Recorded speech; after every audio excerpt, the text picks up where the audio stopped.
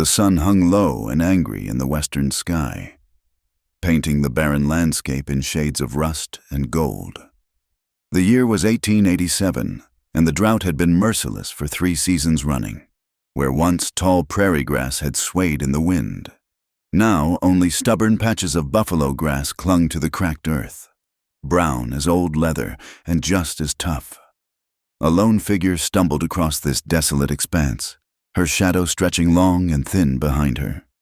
Margaret Maggie Sullivan was 19 years old. Though the past 6 months had aged her beyond her years, her auburn hair, once her mother's pride, now hung in dusty tangles beneath a faded bonnet. The calico dress she wore, the last gift from her father, was torn at the hem and stained with the dirt of too many miles. She paused atop a small rise, shading her eyes against the glare. The Wyoming Territory stretched endlessly before her, a sea of sage and sand broken only by distant mesas that shimmered in the heat. Behind her lay nothing but ghosts and graves. The cholera had taken her parents within days of each other, leaving her alone in a world that showed little mercy to orphaned young women. Her stomach clenched with a familiar ache. The last of her hardtack had run out 2 days ago, and the murky water in her father's canteen was down to its final drops. She'd tried to trap a rabbit yesterday, using skills her PA had taught her, but her trembling hands had botched the snare. The creature had bounded away, leaving her with nothing but frustration and growing despair. The wind picked up, carrying with it the sting of alkali dust. It whistled through the weathered rocks, a lonesome sound that matched the emptiness in her chest. Maggie forced herself to keep walking, 1 foot in front of the other, though each step felt heavier than the last. Her boots, already worn thin when she'd inherited them from her mother, now had holes that let in sand and pebbles with every stride. 3 weeks had passed since she'd left the makeshift grave markers outside what remained of their homestead. The bank had been quick to claim the land once her father died, giving her barely enough time to gather what few possessions she could carry. The neighbors, themselves struggling against the drought, had offered sympathy, but little else. "Head to Cheyenne, old Mrs." Watson had advised, pressing a small bundle of jerky into her hands. "Maybe you can find work as a seamstress or in one of them boarding houses." But Cheyenne might as well have been on the moon.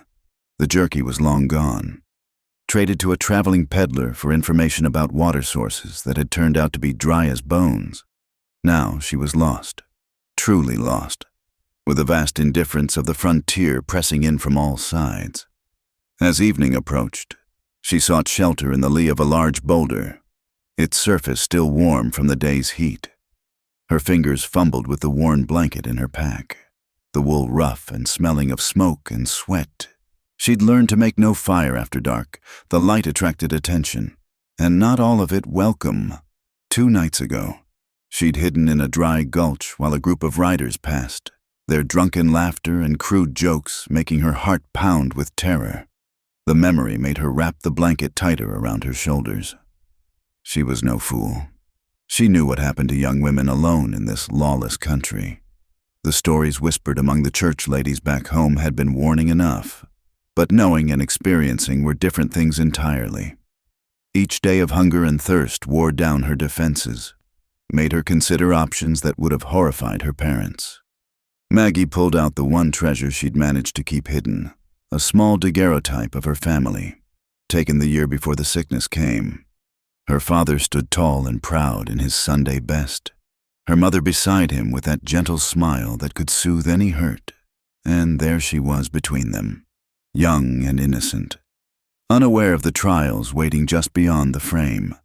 "I'm trying, Ma," she whispered to the fading image. "I'm trying to be strong like you taught me."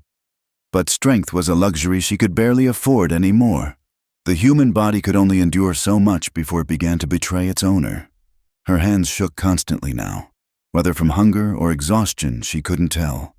Dark spots danced at the edges of her vision when she stood too quickly, and more than once she'd found herself on her knees, retching nothing but bile. Sleep came fitfully, broken by dreams of home-cooked meals and cool spring water. She woke to find frost on her blanket and the first pale light of dawn creeping across the sky. Every joint ached as she struggled to her feet, the cold having settled deep into her bones.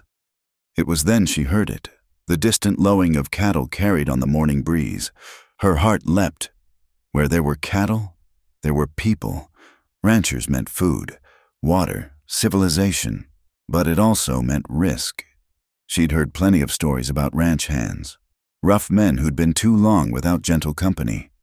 Still, what choice did she have? Death by starvation was just as final as any other kind. Maggie forced her stiff legs to move, following the sound across a series of low hills. The sun climbed higher, its heat already beginning to punish the earth. She'd learned to hate that sun, how it sucked the moisture from everything it touched, leaving only husks and shadows behind. By midday, she could smell it, the distinct odor of cattle and horses, of leather and smoke. Her pace quickened despite her weakness. Through a gap in the hills, she finally saw it, a proper ranch spread out in a valley where a thin creek still ran. The buildings were weathered but solid, the corral fences recently mended. It wasn't grand, but to her eyes, it looked like paradise. She hesitated at the valley's edge, trying to smooth her wild hair and brush the worst of the dust from her dress. It was a futile effort. She looked exactly what she was, a desperate, half-starved vagrant, the kind of person respectable folks turned away from their doors, the kind of woman who might trade anything, everything, for a meal and a safe place to sleep. The thought made her stomach turn, but not from hunger this time. She'd been raised proper, taught that a woman's virtue was her most precious possession. But virtue didn't fill an empty belly or quench a parched throat. Virtue didn't keep the cold at bay or the predators, human and otherwise, from circling. Her mother's blue ribbon, the one she'd worn at her wedding, was still tucked in Maggie's pocket. She pulled it out, running her fingers along the faded silk. It was all she had left of the woman who'd taught her to be good, to be pure, to save herself for marriage to a decent man who'd cherish and protect her. "Forgive me, Ma," she whispered, tucking the ribbon away. "But I want to live." With that declaration, she started down the hillside toward the ranch, each step carrying her closer to a fate she couldn't predict. The wind kicked up again, sending dust devils spinning across the valley floor. Somewhere in the distance, a hawk cried out, the sound sharp and lonesome against the vast blue sky. Whatever waited for her in that cluster of buildings, whatever price she might have to pay for survival, Margaret Sullivan was going to meet it head-on. She'd come too far and lost too much to turn back now.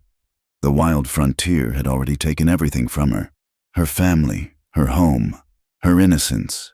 If it wanted her virtue too, well, perhaps that was just one more sacrifice the West demanded of those who dared to challenge its harsh rule. The ranch grew larger as she approached, and with it, her fear and determination grew in equal measure. This was it. Then, the moment when she'd discover whether there was any kindness left in this brutal land, or whether she'd have to make the kind of bargain that would have broken her parents' hearts. But they were gone, and she was here, and survival had its own morality out here where the horizon stretched forever and mercy was as rare as rain. The path down to the ranch was treacherous, littered with loose stones and thorny scrub brush that caught at her tattered skirts. Maggie's weakened legs trembled with each step, and twice she had to catch herself against sun-bleached boulders to keep from tumbling headlong down the slope. The afternoon sun beat down mercilessly, turning the air into a shimmering furnace that made each breath feel like swallowing sand. As she descended, the sky began to change. What had been clear blue was now taking on an ominous yellow-brown tinge to the west.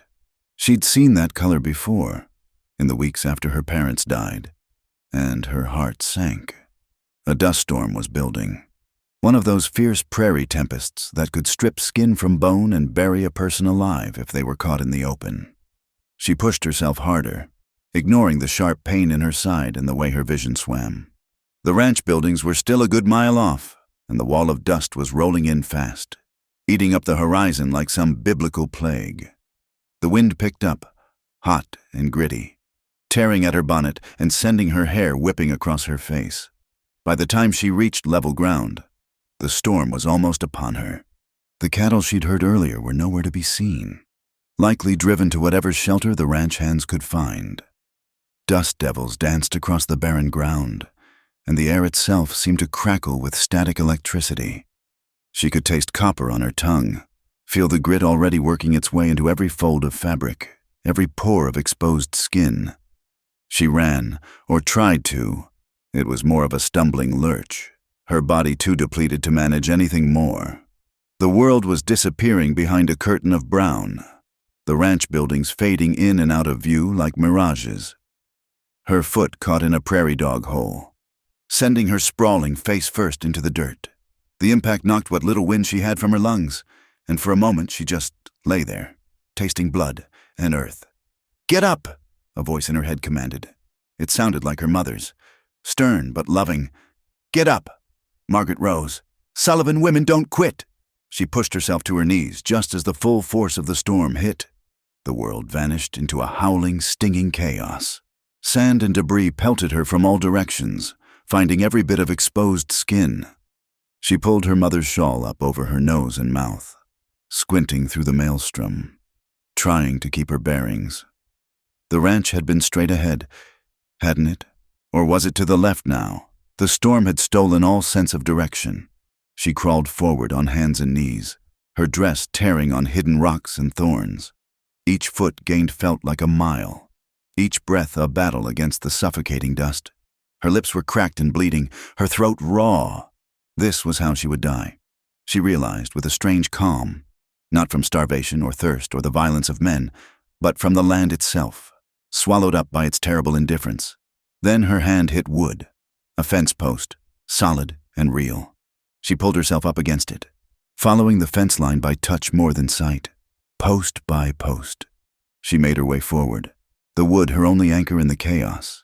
Her strength was failing, her grip weakening, when suddenly there were hands on her arms, strong hands pulling her forward. She was dragged through a doorway into blessed stillness. The door slammed shut behind her, muffling the storm's roar. She collapsed on a hard-packed dirt floor, coughing and gasping, her whole body shaking. Slowly, she became aware of voices, male voices speaking in the rough tones of working men. Jesus Christ, where'd she come from? Out of the storm, like a haunt. Look at her, half dead already. Better fetch some water, and maybe the boss should know about this. Maggie tried to speak, to explain herself, but all that came out was a rasping croak. Someone pressed a tin cup to her lips, and she drank greedily, though the water set off another round of coughing. When her vision finally cleared, she found herself in what appeared to be a bunkhouse, surrounded by a half-dozen ranch hands. They were exactly what she'd feared. Rough, weathered men with hard faces and harder lives written in the lines around their eyes. One of them, a grizzled fellow with a gray-streaked beard, leaned in closer. "What's your name, girl? Where's your people?" Maggie," she managed. "Margaret Sullivan. My people they're gone.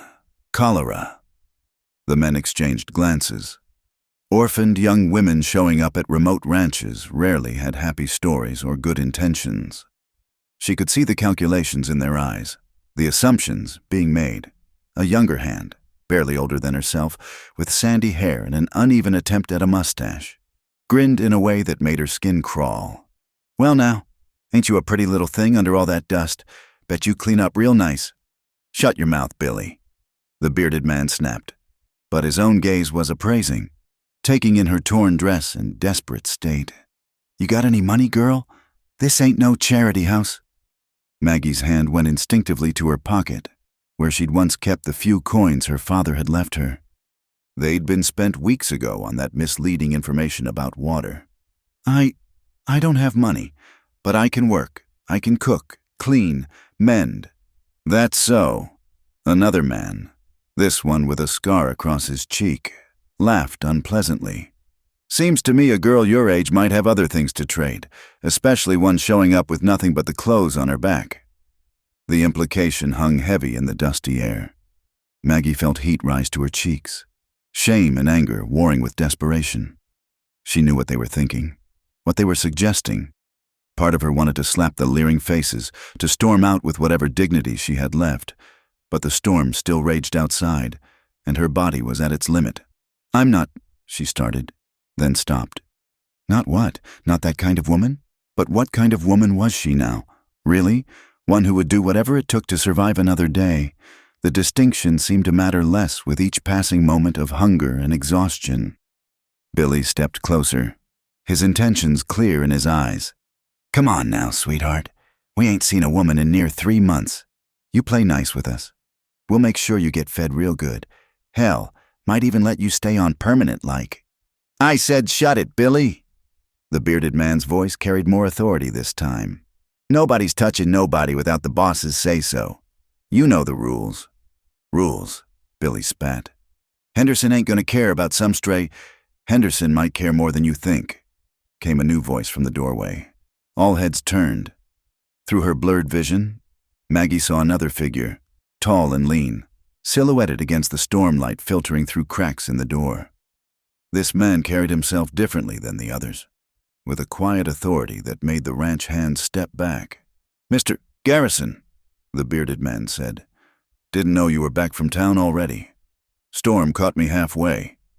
The man called Garrison replied. His voice was deep, measured. "Heard the commotion. What's this about?" "Girl showed up out of the storm," the bearded man explained. "Says she's orphaned, looking for work."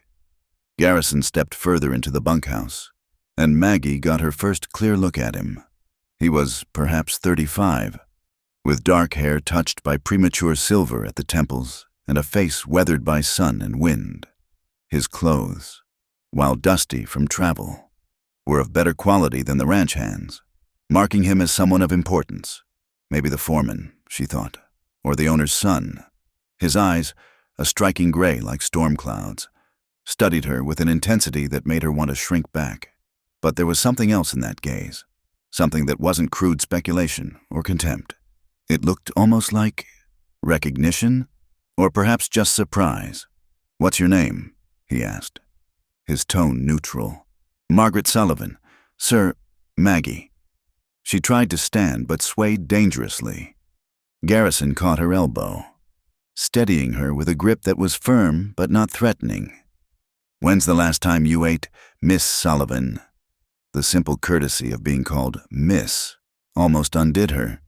When had someone last shown her that basic respect? 3 days, she admitted. Maybe 4. I lose track. He nodded, then turned to the men. "Jake, get her some water and whatever's left from dinner.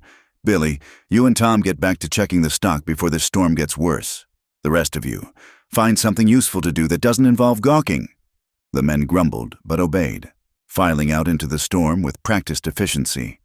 Only the bearded man, Jake, remained, moving to a corner where a pot sat on a cold stove. Garrison guided Maggie to a rough bench, his manner businesslike but not unkind. "Jake'll get you some beans and cornbread. It's not fancy, but it'll fill your belly. After that, we'll figure out what to do with you." "I can work," she said quickly, desperation leaking through. "I'm not afraid of hard work, sir. I can earn my keep. I swear it." "I'm sure you can," he replied, though his expression suggested he had doubts about her current physical state. "But first things first, eat, rest. The storm's not letting up anytime soon, so you're not going anywhere tonight regardless." Jake brought over a plate of cold beans and a chunk of cornbread that was hard as a rock. To Maggie, it looked like a feast. She tried to eat slowly, with some semblance of manners, but hunger won out. She wolfed down the food, barely pausing to breathe. Garrison watched her, his expression unreadable. When she finished, he spoke again. "Miss Sullivan, I won't lie to you. This ranch doesn't have much need for house help. We're a working outfit, running cattle with a skeleton crew. Times are hard, as I'm sure you know." Her heart sank. Of course. Why would she expect anything different? "I understand," she said quietly. "When the storm passes, I'll move on." "I didn't say that," he corrected. "I said we don't have much need. But Mr. Henderson, he's the owner. He might see things different. He's been talking about getting someone to help with the main house, especially since his wife passed last winter. Can you really cook and keep house? Yes, sir. My mother taught me well. The mention of her mother brought a fresh wave of grief, but she pushed it down. I can also help with chickens, kitchen gardens, preserving food for winter. I know how to make do with little. He nodded slowly. We'll see what Henderson says when the storm breaks. For tonight, you can sleep in the storage room off the kitchen in the main house. It's not much, but it's better than the bunkhouse. Thank you, she breathed. Thank you so much. I promise I won't be any trouble. See that you're not, he said, standing. And Miss Sullivan, a word of advice. Some of these men haven't seen civilization in months. They're not bad sorts. Mostly. But loneliness and isolation can make a man forget his manners. Stay close to the main house. Don't wander off alone. And if anyone gives you trouble, you come find me or Henderson immediately. Understood? She nodded, a mix of gratitude and renewed fear churning in her stomach. He was warning her, kindly but clearly, about the very dangers she'd been dreading. Yet he was also offering protection, or at least the promise of it. The storm continued to rage outside, rattling the walls and sending dust through every crack and crevice. But for the first time in weeks, Maggie had food in her belly and the prospect of a roof over her head. It wasn't safety, not truly, but it was a chance. As Garrison led her through the storm to the main house, she clutched her mother's ribbon in her pocket and made a silent vow. Whatever came next, whatever she had to do or become to survive in this harsh land, she would face it with her head high. The West had taken everything from her, but it hadn't broken her. Not yet. The main house was a modest two-story structure of weathered timber and stone, more solid than elegant. Garrison led her through the back door into a kitchen that spoke of better times. A large cast-iron stove dominated one wall. Copper pots hung from hooks, and a sturdy oak table showed the scars of countless meals prepared and served. Everything was covered in a fine layer of dust, testament to the lack of regular care. Storage room's through there, Garrison said, pointing to a narrow door. There's a cot and some blankets. Pumps outside for water, privy's behind the house. I'll let Henderson know you're here when he gets back. With that, he left her alone. Maggie stood in the kitchen, still hardly believing she was indoors, safe from the storm. She explored the storage room, barely larger than a closet, but it had a small window, a cot with a straw mattress, and shelves lined with preserves and dry goods. After weeks of sleeping on hard ground, it seemed luxurious.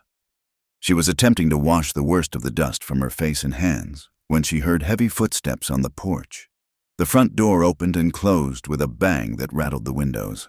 A man's voice, deep and commanding, called out, "Garrison, where the hell are you?" Maggie froze, water dripping from her hands. This had to be Henderson, the owner. She quickly dried her hands on her skirt and tried to make herself presentable, though she knew it was a lost cause. The kitchen door swung open, and James Henderson filled the doorframe. He was a large man, not fat but solid, built like someone who'd spent his life wrestling cattle and breaking horses, perhaps 45 years old, with iron gray hair and a mustache to match. His clothes were those of a working rancher, worn leather chaps, a dust-covered shirt, and boots that had seen better decades. But it was his eyes that caught her attention, deep brown, intense, and carrying a weight of sorrow that seemed to pull at the corners. He stopped short when he saw her, his expression shifting from surprise to suspicion. "Who are you, and what are you doing in my house?" "I'm Margaret Sullivan, sir," she said, dropping a small curtsy out of habit. "Mister, Garrison said I could shelter here from the storm. I'm seeking work, and he thought—" "Garrison thought, did he?" Henderson's voice was gruff, but not angry exactly. More tired. "That man's too soft-hearted for his own good. We're not running a charity here. Miss Sullivan," she supplied. "And I'm not asking for charity. Mr. Henderson. I can work, I can cook, clean, tend house. Mr. Garrison mentioned you might need help since—" She trailed off. not wanting to mention his wife's death so baldly. Something shifted in his expression at her near mention of his loss.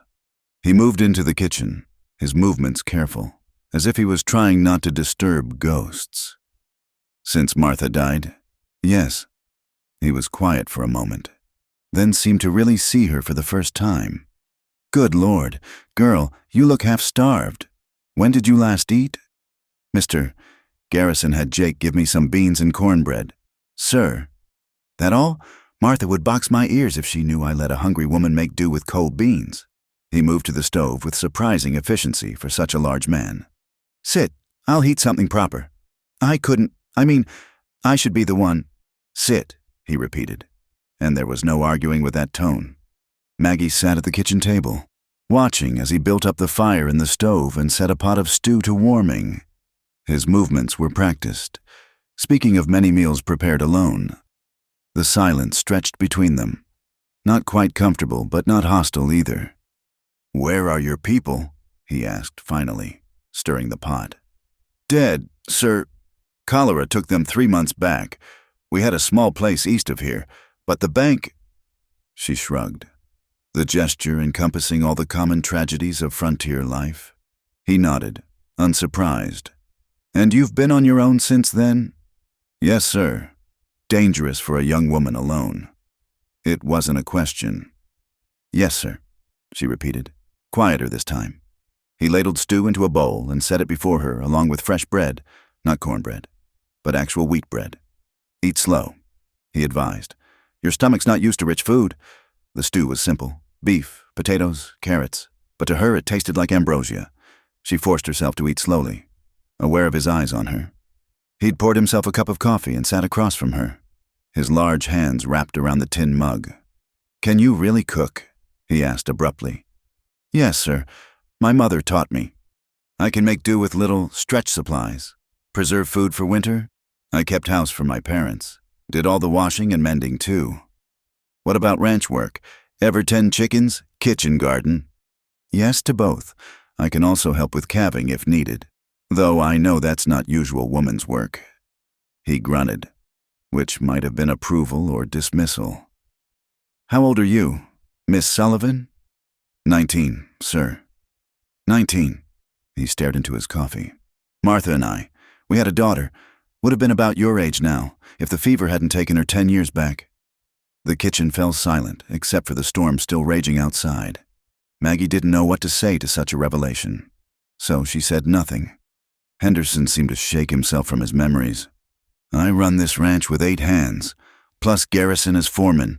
It's hard living, nothing fancy, lots of work, and precious little comfort. The men are rough, but they follow my rules or they're gone. One of those rules is that women are treated with respect. Anyone who forgets that answers to me, understood. Yes, sir. I haven't had a woman on the place since Martha died. The men have been making do with their own cooking, and it shows. The house. He gestured vaguely at the dusty kitchen. Well, you can see, if I take you on, it would be as housekeeper and cook. $1 a day plus room and board. That storage room would be yours, and you'd take your meals in here, not with the hands. $1 a day was fair wages for a housekeeper, more than she dared hope for. That's very generous, Mr. Henderson. It's not generosity. It's practicality. I need someone who can work hard and won't cause trouble. Can you do that? Yes, sir. I promise you won't regret. He held up a hand. Don't make promises you don't know if you can keep. Life out here has a way of testing folks. We'll start with a trial. 1 week. If it works out, you stay. If not, I'll give you supplies and send you on to town with the next wagon. Fair. More than fair. Thank you, Mr. Henderson. He stood, suddenly seeming uncomfortable with her gratitude. The men eat at sunrise, dinner at noon, supper at sundown. Breakfast is usually biscuits, bacon, coffee. Dinner and supper are heartier, stew, beans, beef when we have it. Can you manage that? Yes, sir. Good. There's a dry goods list on that shelf. Garrison goes to town once a month for supplies. Add what you need for the kitchen. And Miss Sullivan? He paused at the door. I meant what I said about my rules. But rules only work if they're followed.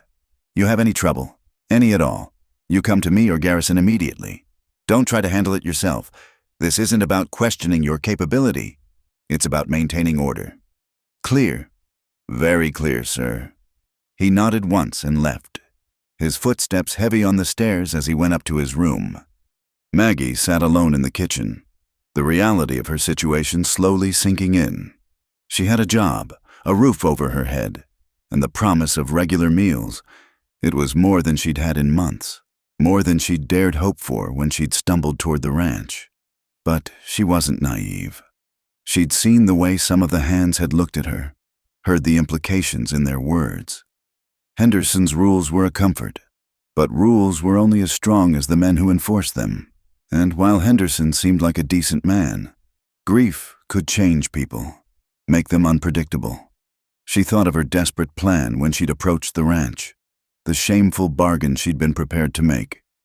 Thank God it hadn't come to that, but the willingness was still there, lurking beneath her relief, the knowledge that she'd been ready to trade her virtue for bread. What did that make her? Practical. A voice in her head answered. It sounded like her father this time. Survival ain't always pretty, Maggie girl. Sometimes it's just about making it to tomorrow. She finished her stew and washed the dishes, taking comfort in the familiar domestic ritual. Then she explored the kitchen more thoroughly, planning tomorrow's breakfast. The pantry was reasonably well stocked. Flour, lard, salt pork, dried beans, coffee. She could work with this. By the time she retreated to her small room, the storm was beginning to die down. Through her tiny window, she could see the last of the dust settling, revealing a scatter of stars. She knelt by the cot and, for the first time in weeks, offered a prayer of genuine gratitude rather than desperate pleading. "Thank you," she whispered, "for Mr. Henderson's kindness, for Mr. Garrison's decency, for shelter from the storm." She pulled out her mother's ribbon, smoothing it between her fingers. "I know this isn't what you imagined for me, Ma, working as a housekeeper on a ranch full of rough men, but I'm alive, and I'm safe, at least for tonight. That has to count for something." As she lay down on the cot, a real bed, however simple, she thought about Henderson's eyes when he'd mentioned his daughter. The pain there had been raw, even after 10 years. She wondered about his wife, Martha, who'd been gone only a few months. What kind of woman had she been? What kind of hole had she left in this house, in these men's lives? Tomorrow, Maggie would begin trying to fill that hole, at least in small, practical ways. She'd cook their meals, clean their space, maybe bring a little order to what seemed a very masculine chaos. It wasn't the life she'd imagined, but it was a life. And for now, that was enough. The last thing she heard before sleep took her was a knock at the kitchen door and Garrison's voice, quiet and respectful. "Miss Sullivan, just checking you're settled. Breakfast bell rings at 5. Welcome to the Triple H." She murmured a response, already half asleep. Outside, the night stretched vast and dark over the Wyoming territory, full of dangers and uncertainties. But inside, Maggie Sullivan slept peacefully for the first time in months, her mother's ribbon clutched in her hand and hope, fragile but real, taking root in her heart. The clanging of the breakfast bell jolted Maggie from the deepest sleep she'd had in months. For a moment, she lay confused in the darkness, the soft cot beneath her feeling foreign after so many nights on hard ground. Then memory rushed back. The ranch, the job, the promise of a new beginning. She dressed quickly in the pre-dawn darkness, splashing cold water on her face from the basin. Her dress was still travel-worn and dusty, but it would have to do until she could wash it properly. She twisted her hair into a simple bun, secured her mother's ribbon in her pocket like a talisman, and hurried to the kitchen. The stove was cold, and she realized with a start that she was already behind. The men would expect hot coffee and food when they came in from their early chores. Working with practiced efficiency, she built up the fire, set coffee to boiling, and mixed biscuit dough. Her hands remembered the motions even as her mind calculated portions. 8 hands, plus Garrison and Henderson. 10 hungry men to feed.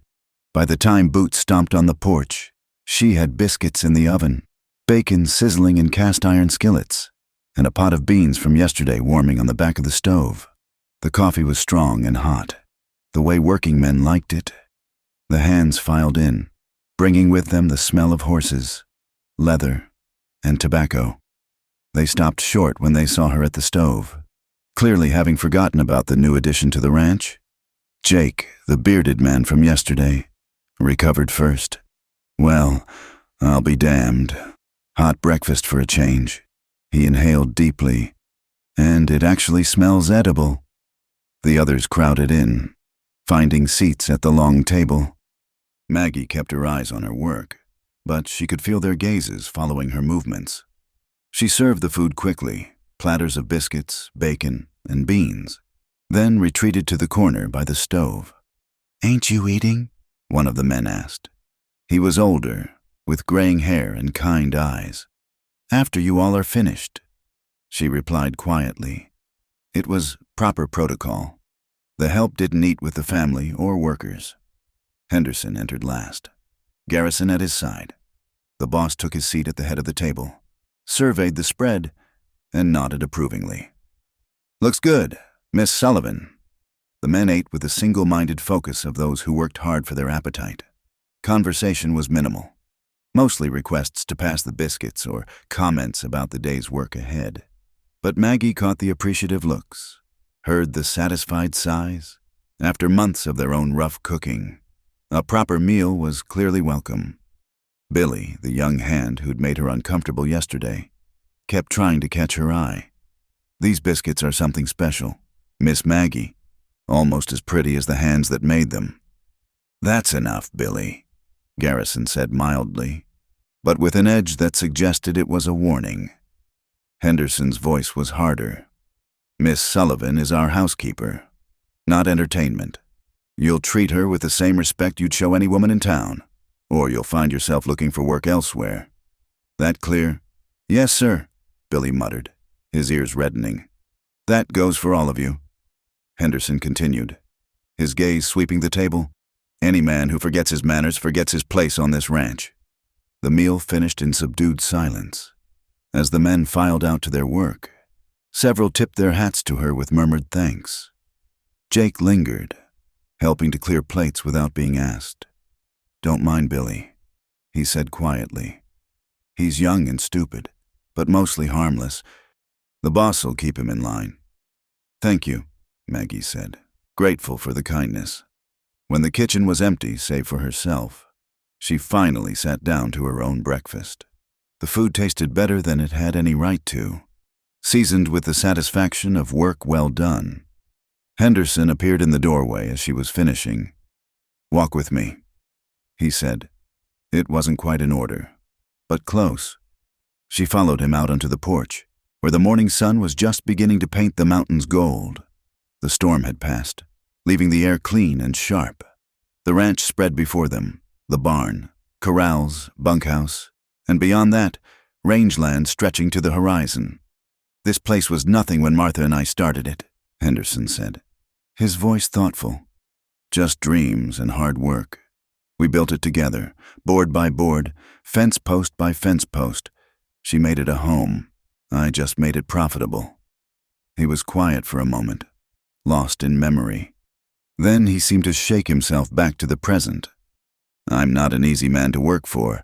Miss Sullivan, I expect things done right the first time. I don't tolerate laziness or excuses. But I'm fair. You do your job. You'll have no complaints from me." "I understand, sir." The men usually packed dinner with them, cold biscuits, jerky, whatever's handy. Supper's the main meal. Martha used to— He paused, swallowing hard. "She'd ring the bell at sundown. They'll expect meat, potatoes, vegetables when we have them. There's a garden out back, but it's gone to seed. You might see what you can salvage. I'll take a look today. The house hasn't been properly cleaned since—" Another pause. "Well, it needs attention, but cooking comes first. The men work hard. They need good food. Everything else is secondary." "Yes, sir." He studied her for a long moment. "You're young for this kind of responsibility. I've been keeping house since I was 12. Mr. Henderson. My mother made sure I knew everything necessary to run a proper home." "This isn't a proper home," he said bluntly. "This is a working ranch with a bunch of rough men who've forgotten what civilization looks like. You sure you can handle it?" Maggie thought of the alternatives, the empty prairie, the desperate hunger, the things she'd been willing to consider just yesterday. "I can handle it," he nodded, seeming to come to a decision. "There's a trunk in the attic. Martha's things. You're about her size. Take what you need. No sense wearing rags when there's good clothing going to waste." The unexpected kindness brought tears to her eyes. "Mr. Henderson, I couldn't—" "You could and you will." Martha was a practical woman. She'd hate seeing her dresses gathering dust when someone had need of them. His voice roughened. Just don't let me see you wearing her Sunday best. Everything else is fair game." He strode off toward the barn before she could respond, his shoulders set against some invisible weight. Maggie watched him go, understanding a little better the pain that house held for him. Every room, every corner must carry memories of the woman who'd made it a home. She spent the morning exploring her new domain. The kitchen was well equipped but needed a thorough cleaning. The pantry was stocked but disorganized. The dining room, clearly unused since Martha's death, was thick with dust. She found the garden Jake had mentioned, overrun with weeds, but showing signs of what had once been neat rows of vegetables. Some hardy plants had survived: potatoes, onions, a few stubborn tomato vines. After putting beans to soak for supper and preparing cold food for the men's dinner pails, she climbed to the attic. The trunk sat in a corner, covered with a sheet. Opening it felt like disturbing a shrine. Inside were dresses, practical calicos and sturdy linens. Nothing fancy, but all well-made and carefully preserved. There were also aprons, petticoats, and other necessities. Maggie selected 2 work dresses and an apron, closing the trunk carefully on the rest. She'd alterations to make. Martha had been a bit taller, but they would serve. As she descended the stairs, arms full of clothing that smelled faintly of lavender, she heard voices from outside. Through the kitchen window, she saw Billy talking to another hen near the well. Their voices carried clearly in the still air. "Don't see why Henderson's making such a fuss," Billy was saying. "She's just hired help. And you saw her, half-starved, desperate. Girl like that would be grateful for any attention." "You're a fool, boy." The other man replied, "Henderson's protective of womenfolk. Always has been. More so since Martha died. You push too hard. You'll find yourself on the wrong end of his temper. And trust me, that's no place to be." "Maybe, but she's a pretty little thing. And lonely men do foolish things. Just saying it might be worth the risk." They moved away, their voices fading. Maggie stood frozen, clutching Martha's dresses. So despite Henderson's warnings, she wasn't safe. Not really. Billy's words made it clear he saw her vulnerability, her desperation, as an opportunity. She thought again of yesterday, of how close she'd come to offering exactly what Billy seemed to think he could take. The difference was choice. Her choice to make, not some randy cowhands to steal. The distinction mattered, maybe more than anything else. The afternoon passed in a blur of work. She cleaned the kitchen thoroughly, organized the pantry, and prepared a proper supper: beef stew with vegetables from the garden, fresh bread, and even a simple cake from the supplies she'd found. She wanted to prove herself, to show Henderson his trust wasn't misplaced. As the sun began its descent toward the mountains, she rang the supper bell. The clear tone echoed across the ranch, a call to comfort that had been silent for months. The men came quickly, dusty and tired from the day's labor. The meal was received with enthusiasm that bordered on reverence. Even Billy kept his comments to appreciation for the food. Henderson ate quietly, but she caught him looking around the clean kitchen with something like wonder. "I'd forgotten," he said quietly, perhaps to himself, what it was like when things were cared for. After supper, as the hands dispersed to the bunkhouse or evening chores, Garrison lingered. "You did good today," he said simply. The men needed this. The boss needed it too, though he'd never say so. Thank you, Mr. Garrison. Just Garrison is fine. He paused at the door. Lock this behind me. I know the boss laid down the law, but some lessons take longer to learn than others. You need anything during the night, you holler good and loud. Someone will hear. The warning, kindly meant, sent a chill down her spine, but she nodded, understanding. This was her life now. Good food, hard work, and constant vigilance. It was still better than the alternative. As she prepared for bed in her small room, wearing one of Martha's nightgowns, Maggie reflected on the day. She'd proven she could do the work. Henderson seemed satisfied. Most of the men were respectful. It was a start, a foundation to build on. But Billy's words echoed in her mind. Lonely men do foolish things. She wedged a chair under her doorknob before climbing into bed, her mother's ribbon tucked under her pillow. Tomorrow would bring new challenges, but tonight she was fed, sheltered, and employed. In the harsh arithmetic of frontier survival, that counted as victory. She fell asleep to the sound of cattle lowing in the distance and the whisper of wind across the endless prairie, carrying with it the promise and peril of her new life at the Triple H Ranch. The rhythm of ranch life settled over Maggie like a familiar blanket. 2 weeks passed in a blur of pre-dawn risings, endless meals, and the constant battle against dust and dirt. Her hands, already work-worn, developed new calluses from hauling water and scrubbing floors. But with each passing day, she felt herself growing stronger. The regular meals filling out her gaunt frame. The garden became her special project. In the cooler morning hours, before the sun turned the world into an oven, she worked among the neglected plants. Clearing weeds revealed more survivors than she'd initially thought. Carrots, turnips, and a patch of hardy squash. She coaxed them back to life with careful watering and attention, drawing from the well bucket by precious bucket. It was during one of these morning sessions that Henderson found her. She was on her knees in the dirt, trying to save a tomato plant that had been nearly choked by bindweed, when his shadow fell across her. Martha loved this garden, he said quietly. Spent hours out here, even in the heat of summer. Said it reminded her of her mother's place back in Missouri. Maggie sat back on her heels, wiping sweat from her brow. It's a good garden, sir. Just needs some care. He was quiet for a long moment, watching her work. You remind me of her sometimes. Not in looks. Martha was dark where you're fair, but in the way you move around the kitchen, the care you take with things. He cleared his throat. It's been easier, having a woman's touch around the place again. Thank you, sir. The men have noticed too. They're working better, complaining less. A good meal does wonders for morale. He paused, then added, most of them are behaving themselves. I trust. Maggie hesitated. Billy had continued his attempts at flirtation, growing bolder with each passing day. Yesterday, she'd found him waiting by the well when she went for water, offering to carry her buckets with a smile that didn't reach his eyes.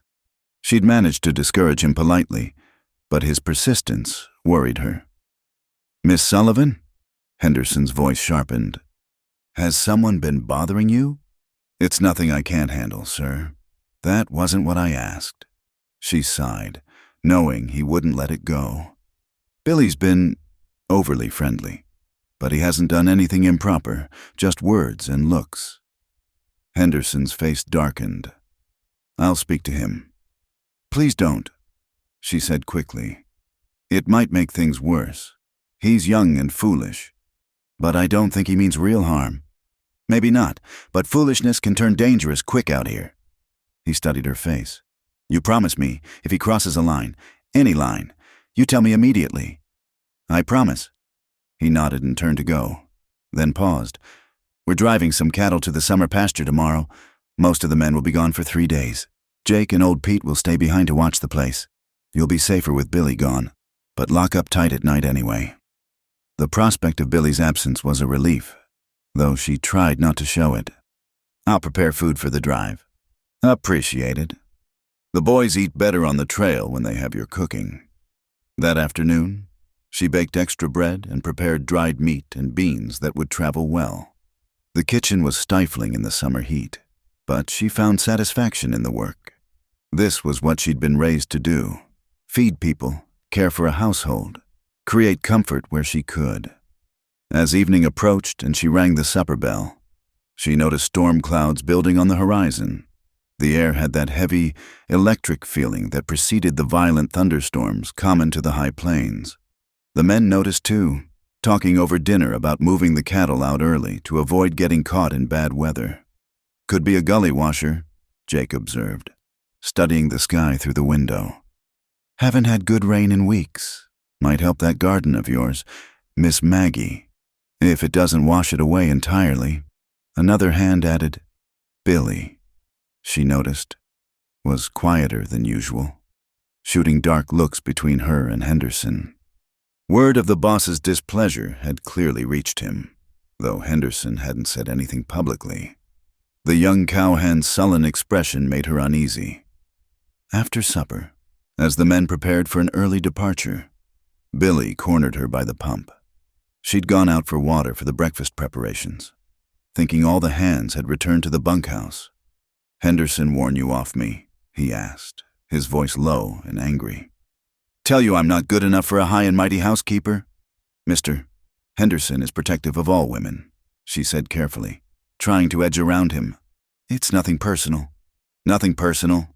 He laughed, but there was no humor in it. "You show up here with nothing, desperate as a coyote in drought, and suddenly you're too good for honest attention." "Billy, please." "I'm just trying to do my job." "Your job." He stepped closer, and she could smell the whiskey on his breath. Someone had been passing a bottle in the bunkhouse. "What exactly is your job, Miss Margaret? Keeping house, or keeping the boss warm at night?" The insinuation made her face flame. "How dare you? How dare I what? Notice that you're wearing his dead wife's clothes? See how he watches you when he thinks no one's looking? You might fool the others with your innocent act, but I see what's really going on. You see what your mind wants to see," she shot back. "Anger overcoming fear. Mister, Henderson has been nothing but proper and decent, which is more than I can say for you." His face flushed dark red. Proper and decent. Rich words from a girl who showed up ready to sell herself for a meal. The words hit like a physical blow because they were too close to the truth. She had been that desperate, had considered that very thing, but she hadn't done it, and that mattered. "What I was prepared to do in desperation and what I chose to do are two different things," she said quietly. "Now please let me pass." For a moment, she thought he might not move. His hands clenched and unclenched at his sides, and something ugly flickered in his eyes. Then, from the direction of the barn, came Garrison's voice. "Miss Sullivan, you need help with those buckets." Billy stepped back, his expression shifting to sullen defeat. "This isn't over," he muttered, then stalked off toward the bunkhouse. Garrison appeared a moment later, taking in her shaken expression and Billy's retreating form. "Trouble? Nothing I couldn't handle?" she said, though her hands were trembling. He picked up the water buckets without being asked. "Billy's had too much whiskey and too little sense. I'll make sure he's kept busy on the drive. Thank you." "Don't thank me. Thank Henderson. He saw Billy heading this way and sent me to check on you."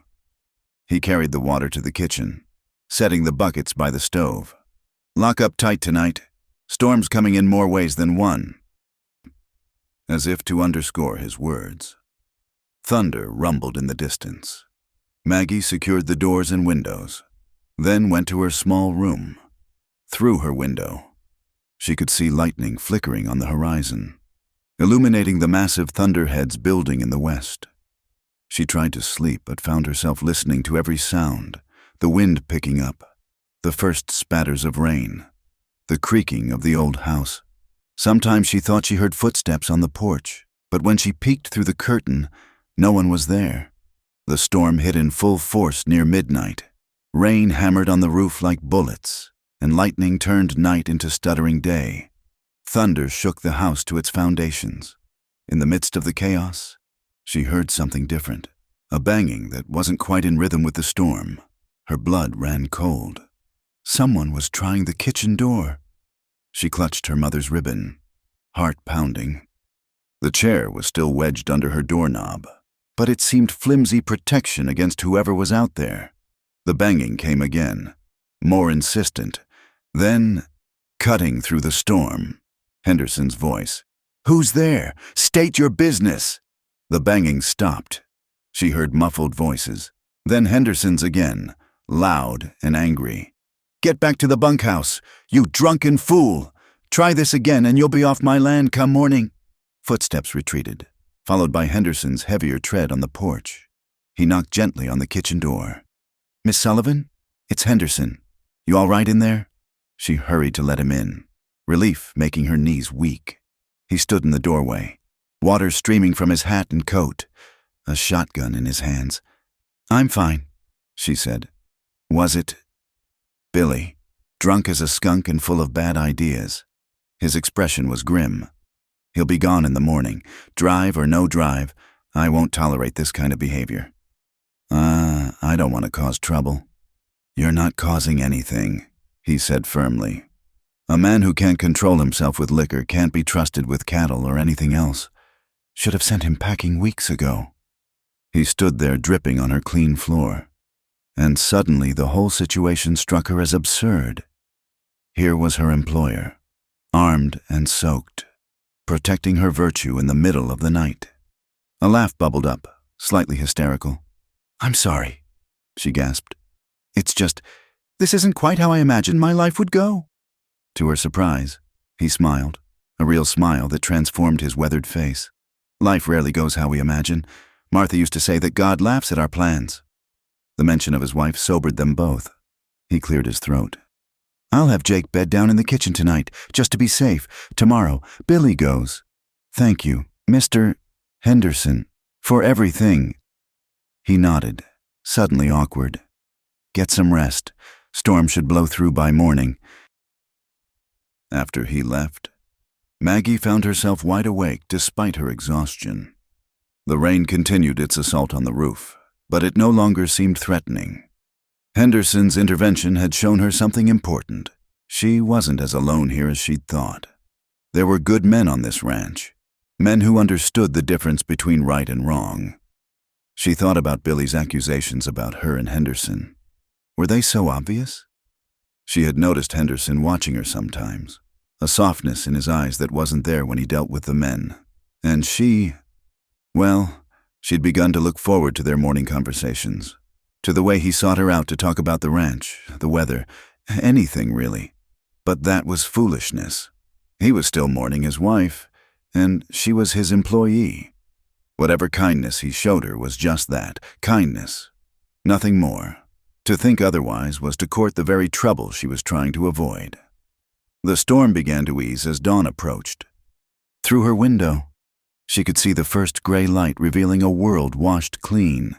The garden would be well watered, the dust settled for a few precious days, and Billy would be gone.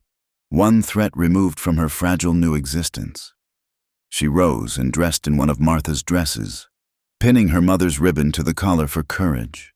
There was breakfast to make for the cattle drive, a household to run, a place to earn through honest work.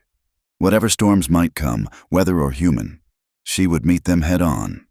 The West had tested her, broken her down to her essential self, but she was still standing, still fighting, and with each day that passed, she grew a little stronger, a little more certain that she could build a life here among these hard men and harder land.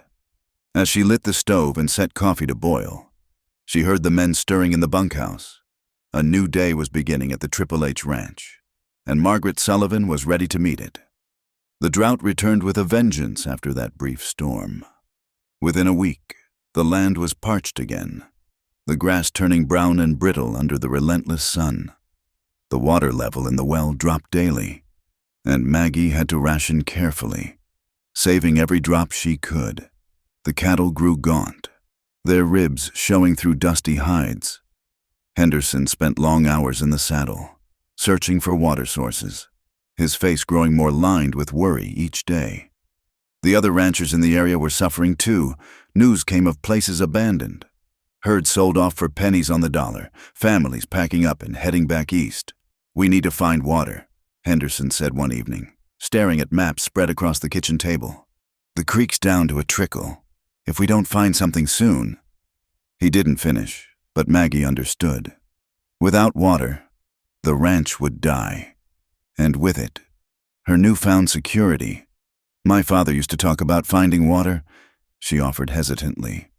"He said there were signs, certain plants that only grew where water ran underground, the way the land dipped and folded."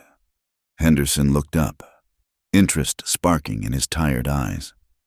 "Your father was a dowser?" "Not exactly, but he learned from an old Mexican who'd been finding water in dry lands for 50 years. I watched them sometimes." She traced a finger along the map. "These cottonwoods here, their roots go deep. Might be worth digging nearby." "It's worth a try. We'll go out tomorrow, see what we can find." The next morning they rode out together, Maggie on Martha's gentle mare. It was the first time she'd been away from the house since arriving, and the vastness of the landscape took her breath away. Miles of nothing but sage and sand, broken by distant mesas and the endless blue dome of sky. They investigated the cottonwood grove first, but the ground was hard as iron, showing no signs of moisture. As the sun climbed higher, they expanded their search, following game trails and studying the terrain. "There," Maggie pointed to a depression where the land folded in on itself. A few scraggly willows clung to life at its center. Willows mean water, even if it's deep. Henderson dismounted, walking the area slowly. He knelt, digging into the sandy soil with his hands. At about a foot down, the earth was cooler, showing a hint of dampness. "By God, I think you're right." His face lit up with hope. "We'll start digging here tomorrow." They worked together through the heat of the day, marking possible dig sites, planning how to construct a new well. As they rode back, Maggie noticed Henderson watching her with an expression she couldn't quite read. "You're full of surprises, Miss Sullivan," he said finally. "Most women would be complaining about the heat and dust. Most women haven't had to survive on their own in this country," she replied. "Hardship teaches you what's truly important." "That it does." He was quiet for a moment. "Martha never took to the outdoor work. She managed the house beautifully, but the ranch itself—" He shrugged. "She tolerated it for my sake." It was the most he'd ever said about the differences between himself and his late wife. Maggie sensed there was more, but didn't push. They rode in comfortable silence, two people united by the common goal of survival. The well digging began the next day. All available hands were put to the task, taking turns with shovels and picks. It was brutal work in the summer heat, but the men threw themselves into it with desperate energy. Water meant life out here, and they all knew it. Maggie kept the workers supplied with food and what water they could spare. She watched Henderson labor alongside his men, his shirt soaked with sweat, muscles straining. There was something compelling about seeing him this way. Not the grieving widower or the stern boss, but a man fighting for what he'd built. On the second day of digging, at nearly 12 feet down, they hit wet sand. A cheer went up from the men, and by evening they had water.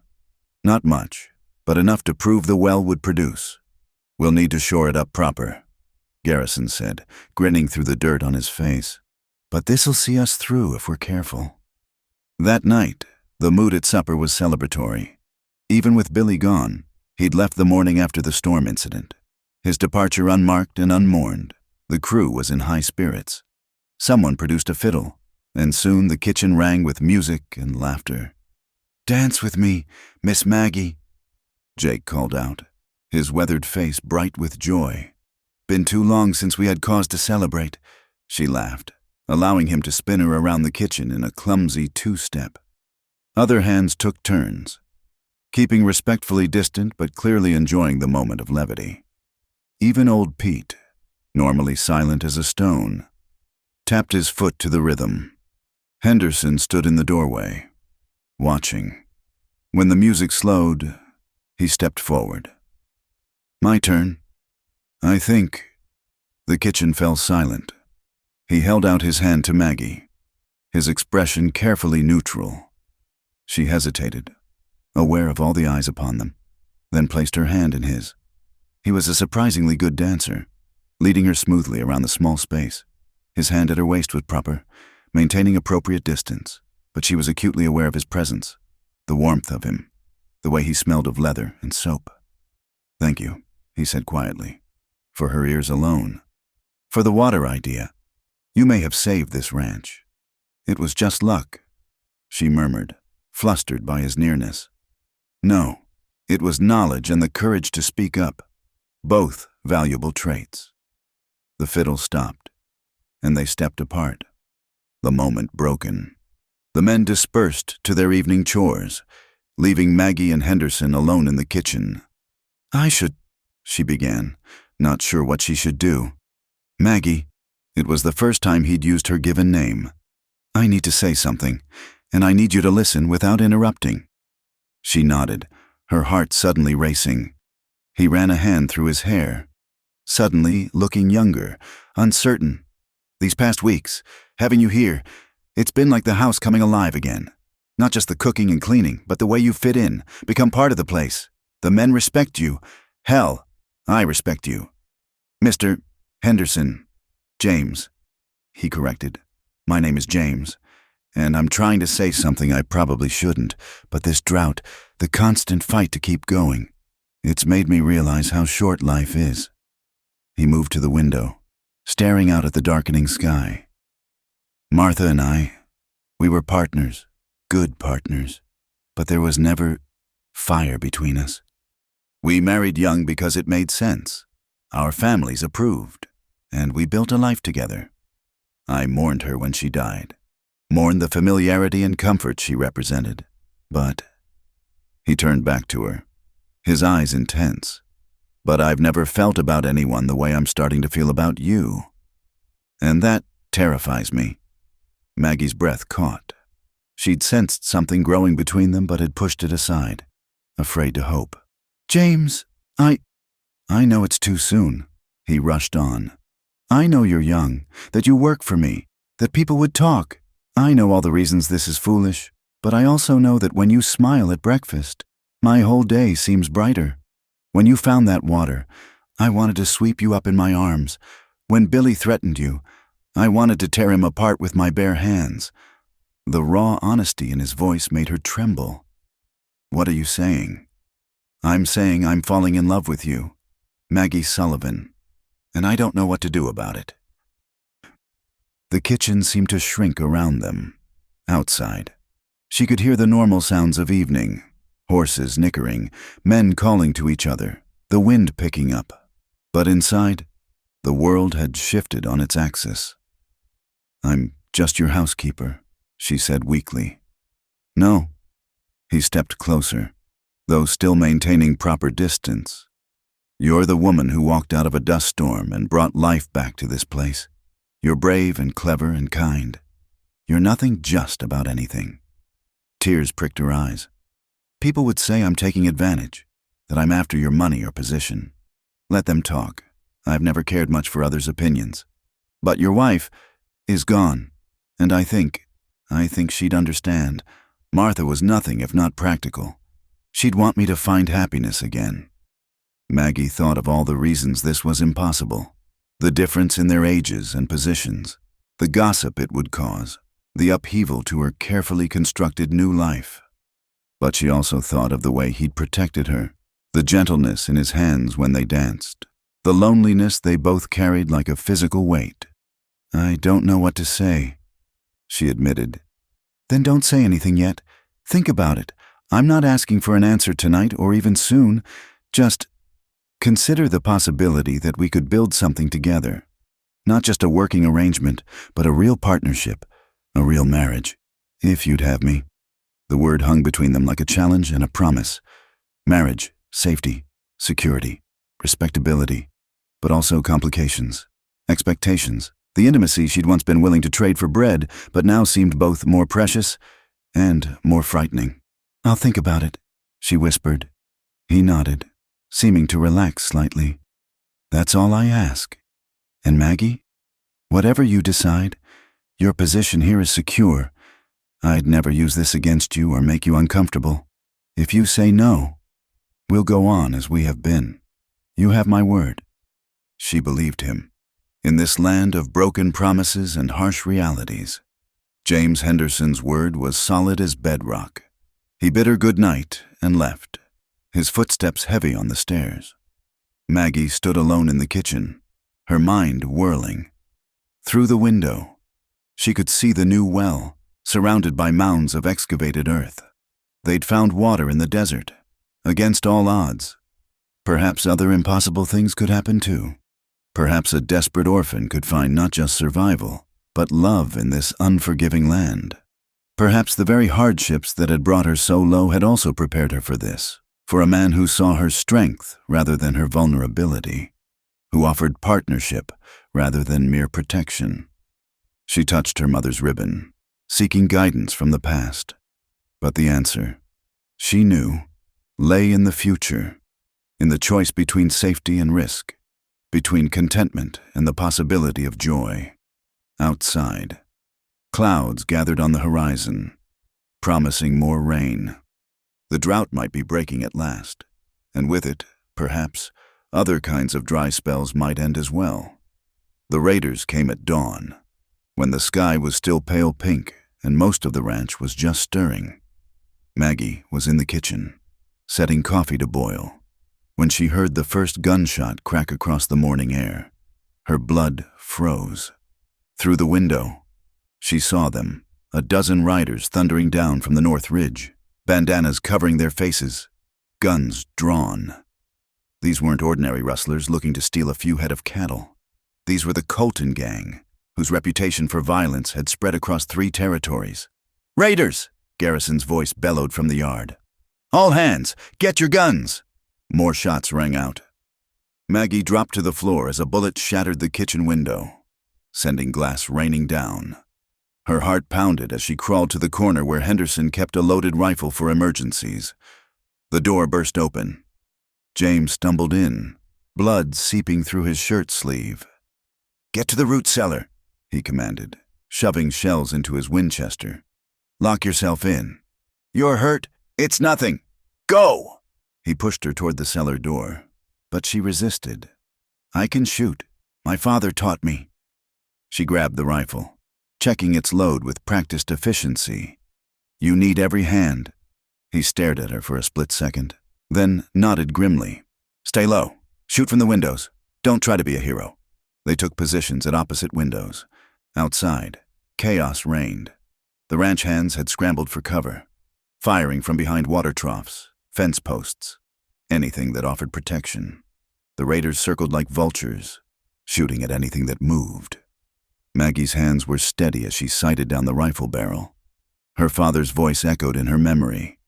"Breathe slow, squeeze gentle, make every shot count." She fired, and one of the raiders jerked in his saddle, clutching his shoulder. "Where the hell did you learn to shoot like that?" James called out, respect clear in his voice. "Wyoming Territory's no place for a woman who can't defend herself," she replied, already lining up another shot. The battle raged for what felt like hours, but was probably only minutes. The air filled with gun smoke and the acrid smell of powder. Jake was pinned down near the barn, 3 raiders closing in on his position. Without thinking, Maggie swung her rifle toward them, firing rapidly. One man toppled from his horse. The others wheeled away, seeking easier prey. Then she heard it, a child scream from the direction of the bunkhouse. Her blood ran cold. The wife of their nearest neighbor had arrived yesterday with her young son, seeking Henderson's help with a land dispute. They'd been given shelter in the empty foreman's cabin. "There's a child out there," she told James. "Maggie, no."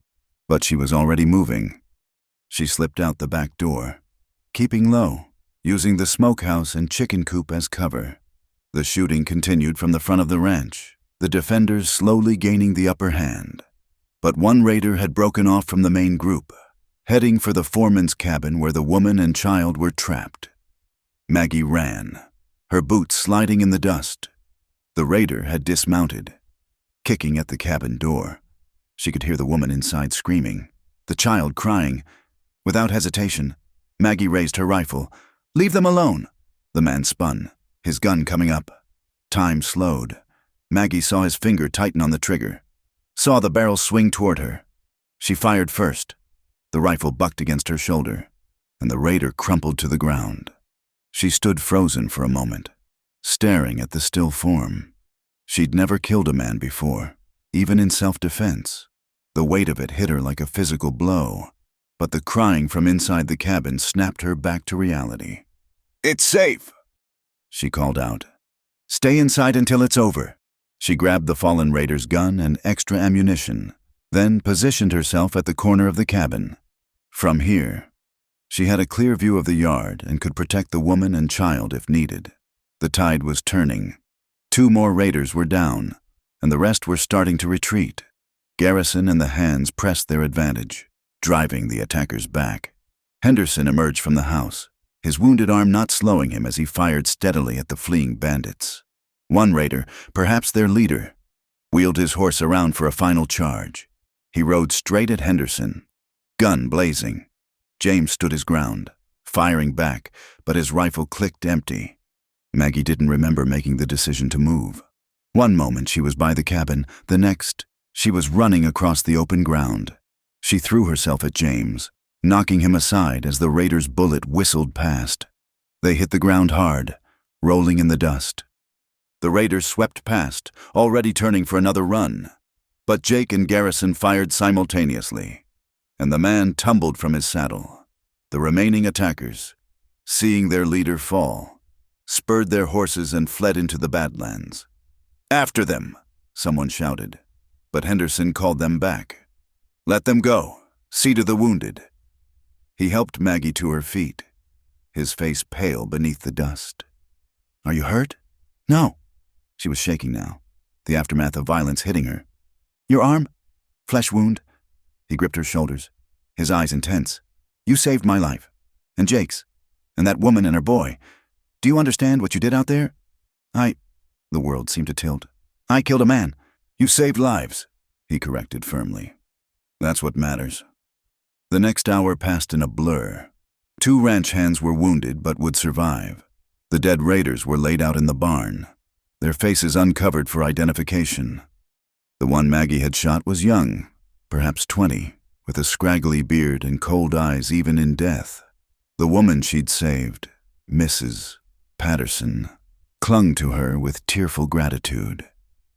"He would have, if you hadn't." She couldn't finish, just held her son tighter. As the sun climbed higher, riders from neighboring ranches began arriving. Word of the attack had spread, and men came ready to help pursue the gang or defend against another assault. The yard filled with armed men, all talking at once. Sheriff Wallace arrived by noon, a grizzled lawman who'd seen too much violence in his years. He examined the scene, took statements, and nodded approvingly at Maggie. "Not many women would have done what you did," he said. "Takes real courage to face down armed men." "I did what was necessary," she replied quietly. "That's what courage is, Miss, doing what's necessary when every instinct says run." He turned to Henderson. "You've got yourself a rare one here. James, hope you know it." "I do," James said, his gaze not leaving Maggie's face. The sheriff organized a posse to track the remaining gang members. Most of the neighboring ranchers joined, eager to end the threat once and for all. Henderson wanted to go, but Doc Miller, who'd arrived to tend the wounded, forbade it. "That arm needs proper cleaning and stitching," the doctor said firmly. "You've lost enough blood as it is." As the posse rode out, Maggie found herself tending to James in the kitchen. She cleaned the wound carefully, trying not to hurt him. The bullet had gouged a furrow along his upper arm, painful but not serious if kept clean. "You're good at this too," he observed, watching her work. "Another skill necessary for survival out here." She wrapped clean bandages around his arm, tying them securely. "There, try not to tear those stitches." He caught her hand as she turned away. "Maggie, what you did today, I've never seen anything like it. You weren't just brave, you were magnificent." She felt heat rise to her cheeks. "I was terrified. But you acted anyway. You protected people who needed protecting. You risked your life for others." His thumb stroked across her knuckles. "I knew you were special, but today you showed everyone what I already saw." James. "I know I said I'd give you time to think about my proposal, but after today, after almost losing you," he stood, pulling her closer. "Life is uncertain out here. We both know that. I don't want to waste any more time being proper or cautious." "What are you saying?" "I'm saying I love you, Margaret Sullivan, not just for your bravery today, but for every moment since you walked into my life. I'm saying that when those bullets were flying, all I could think about was protecting you.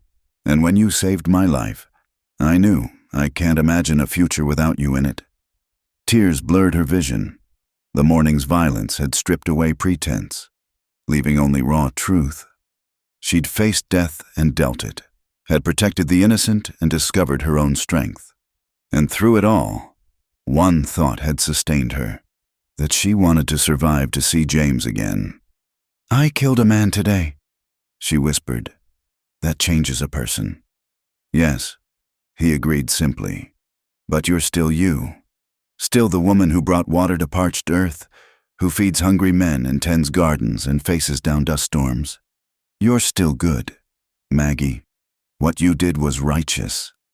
She thought of her parents, of the values they'd instilled. They'd wanted her to be proper, respectable, safe, but they'd also taught her to protect those who couldn't protect themselves, to stand for what was right even when it was dangerous. "My mother would be scandalized," she said with a shaky laugh. "Her daughter, shooting it out with outlaws. Your mother would be proud," James countered. "As I am." The kitchen was quiet around them, the violence of the morning seeming almost dreamlike in the peaceful afternoon sun. Through the window, Maggie could see ranch hands already working to repair the damage, life asserting itself over death. "Yes," she said softly. "Yes? Yes, I'll marry you. James Henderson, not for safety or security, though I'm grateful for both, but because when I thought I might die today, my one regret was not telling you that I love you too." His face transformed with joy. He pulled her into his arms, mindful of his injury, and kissed her with a passion that made her knees weak. It was nothing like the chaste pecks she'd imagined marriage would bring. This was fire and promise and a hunger that matched her own. When they finally broke apart, both breathing hard, he rested his forehead against hers. "When?" "Soon," she said, surprising herself with the urgency in her voice. "The sheriff's here. He can witness, unless you want to wait, do things proper." "To hell with proper," James said firmly. "We'll marry today if Sheriff Wallace is willing. I've waited long enough for happiness." And so, as the sun set on a day that had begun with violence, Margaret Sullivan became Margaret Henderson. The ceremony was simple, held in the same kitchen where she'd cooked countless meals. Jake stood as witness along with the sheriff, and Mrs. Patterson wept happy tears. There would be talk, Maggie knew. People would say she'd schemed her way into the rancher's bed and fortune. They'd gossip about the unseemly haste, the age difference, the way she'd gone from servant to mistress of the house. But as James slipped his mother's ring onto her finger and kissed her in front of God and witnesses, Maggie found she didn't care what people said. She'd faced down outlaws and won. She'd found water in dry land. She'd discovered love in the most unlikely place. The West had taken everything from her, then given her a new life forged in hardship and tempered by violence. She was no longer the desperate girl who'd stumbled out of a dust storm. She was Margaret Henderson, rancher's wife, protector of the innocent, and partner to a man who saw her strength as clearly as her beauty. And that was worth more than all the propriety in the world. The first drops of rain fell just after dawn, gentle as a whisper against the parched earth. Maggie stood on the porch of what was now her home, watching the sky with wonder. After months of drought, the clouds had finally gathered in earnest. heavy and dark, with promise. "It's really happening," James said, joining her. His arm was healing well, though he still favored it. The past 2 weeks since their wedding had been a whirlwind of adjustments, but they'd found their rhythm together. The rain intensified, drumming on the roof with increasing fervor. Soon it was a proper downpour, the kind that soaked deep into the ground and filled the arroyos. The ranch hands emerged from the bunkhouse, whooping and hollering like children. Jake threw his hat in the air, and even stoic Garrison allowed himself a broad grin. "The grass will come back now," James said, pulling Maggie close. "The cattle will fatten up. We'll make it through." She leaned into his warmth, marveling at how natural it felt. Their marriage had surprised everyone, including themselves, with its easy partnership. They worked side by side. She still cooked and kept house, but now she also helped with the books, planned improvements, and had a say in ranch decisions. The neighboring ranchers had been slower to accept the change. Some of the women in town still looked at her sideways, whispering about the former servant who'd captured the grieving widower. But respect was growing, especially after word spread about her actions during the raid. "Mrs. Henderson," old Pete called from the barn. "That garden of yours is going to explode with all this water." She laughed, imagining the vegetables drinking deep. The garden had become her pride, expanding beyond Martha's original plot to include herbs and flowers. It was her way of making the place truly hers while still honoring what came before. As the morning progressed, the rain showed no signs of stopping. By afternoon, the dry creek bed was running with muddy water, and puddles formed in every depression. The transformation was miraculous, life returning to a landscape that had seemed permanently scarred. "I need to check the north pasture," James announced after lunch. "Make sure the new calves aren't getting stuck in the mud." "I'll come with you," Maggie said, already reaching for her riding clothes. He started to protest. Old habits died hard, then smiled. "Get your slicker. It's wet work." They rode out together, slipping and sliding on paths turned to mud. The cattle stood in groups, heads lowered against the rain but looking healthier than they had in months. The calves, born during the worst of the drought, frolicked in the puddles with an energy that made Maggie's heart light. Near the old cottonwood grove, they found a calf stuck in a muddy depression, bawling pitifully. Without hesitation, Maggie dismounted and waded in, her split skirts immediately heavy with mud. "Careful," James warned, joining her. "These mud holes can be deeper than they look." Together they worked to free the frightened animal, Maggie soothing it with gentle words while James used a rope to provide leverage. When the calf finally scrambled free, they were both covered in mud from head to toe. "You're a sight," James said, grinning through the dirt on his face. "You're one to talk," she shot back, then shrieked with laughter as he pulled her into a muddy embrace. They were still laughing when riders appeared on the ridge. Sheriff Wallace and 2 deputies, their horses tired and rain-soaked.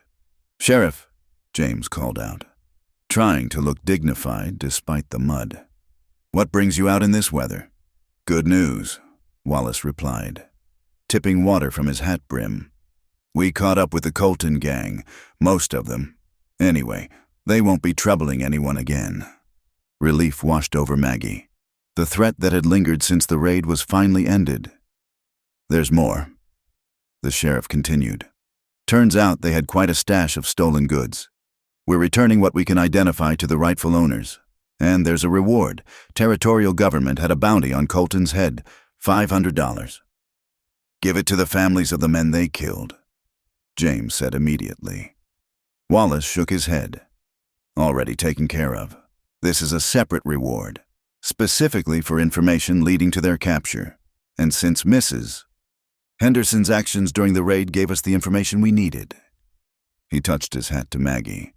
"The money's yours, ma'am. Least the territory can do for your service." Maggie was speechless. $500 was a fortune, enough to buy cattle, improve the ranch, secure their future. Thank you, Sheriff, but I didn't do it for money." "I know that, ma'am. That's what makes you deserving of it." He wheeled his horse around, We'll send the bank draft out when the rain lets up. You folks take care now." As the lawman rode away, Maggie and James stood in the rain, processing this unexpected windfall. "You know what this means?" James said finally. "We can buy the Baxter place. Old Tom's been wanting to sell and move to California. It would double our water access, give us room to expand. We could build a proper school," Maggie added, her mind already racing. "For the ranch children and the neighbors. Hire a teacher from back east." He looked at her with such pride and love that her heart swelled. "Always thinking of others. Yes, we'll do that too. Build something lasting, something good." They rode home through the continuing rain, planning and dreaming. The ranch yard had become a shallow lake, but no one minded. This was wealth beyond measure in dry country. Water falling from the sky, soaking into the earth, promising life and growth. That evening, as Maggie served supper to the hands, the mood was celebratory. Someone had brought out a bottle of whiskey, the good stuff, saved for special occasions. Toasts were raised to the rain, to the end of the Colton gang, to the boss and his new wife, to Mrs.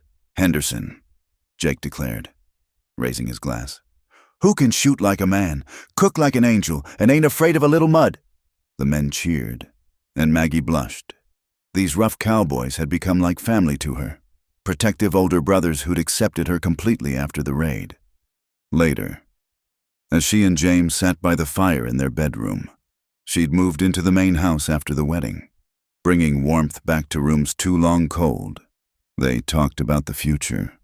"I want children," she said softly, "to fill this house with laughter again." "So do I," he admitted. "I thought that chance had passed me by, but you've given me hope for things I'd stopped dreaming about." She touched her mother's ribbon, now sewn onto her best dress. "My parents would be happy, I think, to know I found not just survival, but love." "You found more than that," James said, taking her hand. "You found yourself. The woman you were always meant to be was there all along. It just took hardship to reveal her." Outside, the rain continued to fall, steady and life-giving.